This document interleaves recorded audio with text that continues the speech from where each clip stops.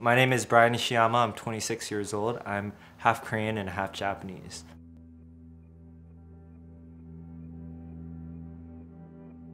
My home life was a little bit different. I had two parents that were always constantly working when I was growing up. My grandma was basically the mother figure in my life that would be cooking me the lunches and the food. My dad kind of passed away when I was 16 years old, and that was kind of the starting point when I had to figure out how to grow up in life and how to overcome a lot of adversities. I felt like my dad kind of taught me a lot right before he passed away, taught me how to build my own paths.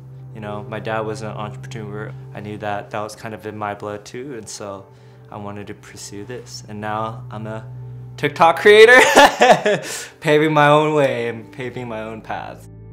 It was pretty hard growing up to find, I guess, both a Japanese community and a Korean community. I never felt like I was accepted by one or the other, especially when I would join a Korean community.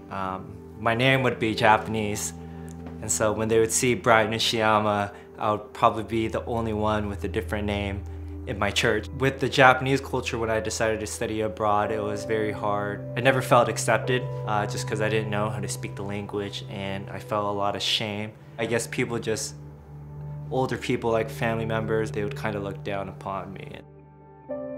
I guess during middle school, it's probably one of the toughest times, especially when my grandma would be the one, making lunch for me, and I would open up my lunchbox and all my friends would be like, "Ew, what is that?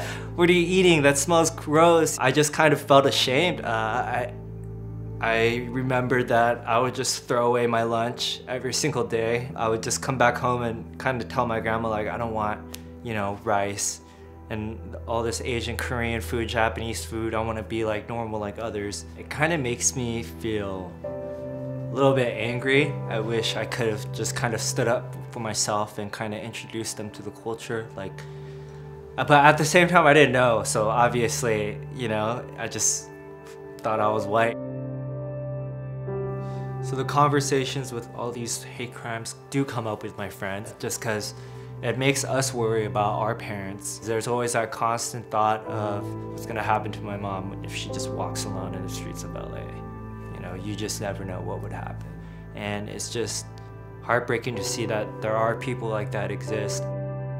I've experienced a lot of virtual hate through comments, people saying to go back to your country or to don't bring the virus here, or can this guy even see?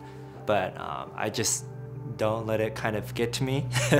My followers are there to kind of back me up and to support me, to know that I do have a community that follows me and that has my back all the time. So that just shows me that I need to be a bigger man. It's really nice, I guess, to see the TikTok community come together and kind of fight against this and bring attention towards it.